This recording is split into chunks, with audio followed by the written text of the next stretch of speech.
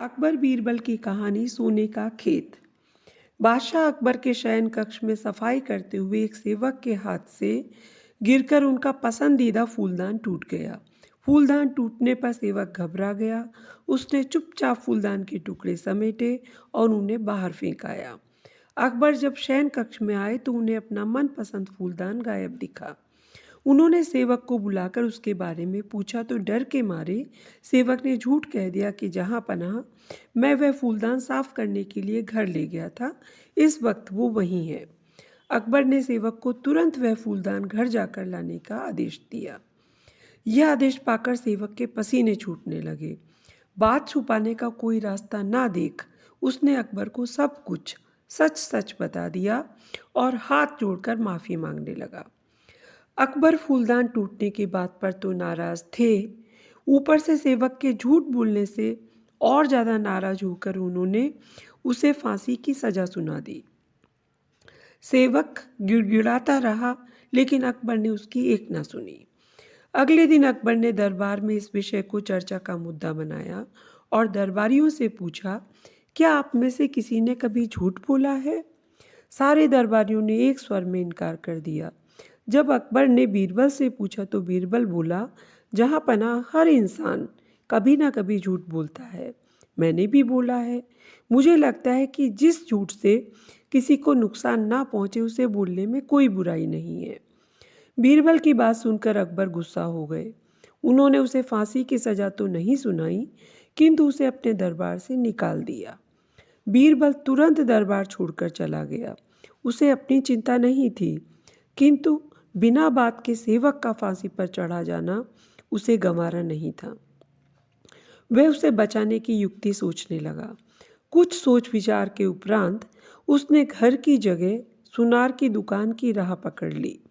सुनार को उसने सोने से धान की बाली बनाने के लिए कहा। अगली सुबह सुनार ने बीरबल को सोने की बनी धान की बाली बनाकर दे दी, जिसे लेकर बीरबल अकबर के दरबार पहुंचा। दरबार से निकाले जाने के बाद भी वहां आने की बीरबल की हिमाकत देखकर अकबर नाराज हुए, लेकिन बीरबल ने उन्हें अपनी बात सुनने के लिए किसी तरह राजी कर लिया। वह सोने की बनी धान की बाली अकबर को दिखाते हुए बोले, जहाँ पनाह एक बहुत ही महत्वपूर्ण बात आपको बतानी थी, इसलिए मुझे यहाँ आना पड़ा।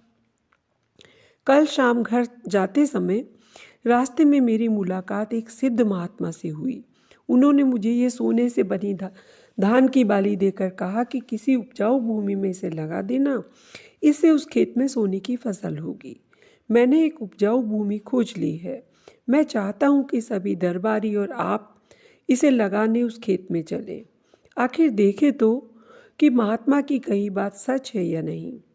अकबर बीरबल की बात मान गए और दूसरे दिन एक नियत समय पर खेत में पहुंचने के लिए सभी दरबारियों को आदेश दे दिया। अगले दिन सभी नियत समय पर खेत में पहुंचे। अकबर ने बीरबल को सोने से बने धान का पौधा खेत में लगाने के लिए कहा, लेकिन बीरबल ने इनकार करते हुए कहा, जहाँ पनाह महात्मा ने यह पौधा देते हुए मुझे खास तौर पर कहा था कि जिस व्यक्ति ने कभी झूठ ना बोला हो उसके द्वारा ही ये पौधा लगाया जाना चाहिए, इसलिए मैं तो ये पौधा लगा नहीं सकता। कृपया आप दरबारियों में से किसी से ये पौधा लगाने का आदेश दीजिए। अकबर ने जब दरबारियों से धान का वह पौधा लगाने के लिए कहा तो कोई सामने नहीं आया। अकबर समझ गए कि सभी ने कभी ना कभी झूठ बोल रखा है। तब बीरबल ने वह पौधा अकबर के हाथ में दे दिया और बोला, जहाँ पनाह यहाँ तो कोई भी सच्चा नहीं है, इसलिए ये पौधा आप ही लगाएं। लेकिन अकबर भी वह पौधा लेने में हिचकने लगे और बोले, बचपन में हमने भी झूठ बोला है, कब ये याद नहीं पर बोला है, इसलिए हम भी ये पौधा नहीं लगा सकते। यह सुनने के बाद बीरबल मुस्कुराते हुए बोला, जहाँ पनाह इस पौधे को मैंने सुनार से बनवाया है। मेरा उद्देश्य मात्र आपको यह समझाना था कि दुनिया में लोग कभी ना कभी झूठ बोलते ही हैं। जिस झूठ से किसी का बुरा ना हो वह झूठ झूठ नहीं है। अकबर बीरबल की बात समझ गए थे।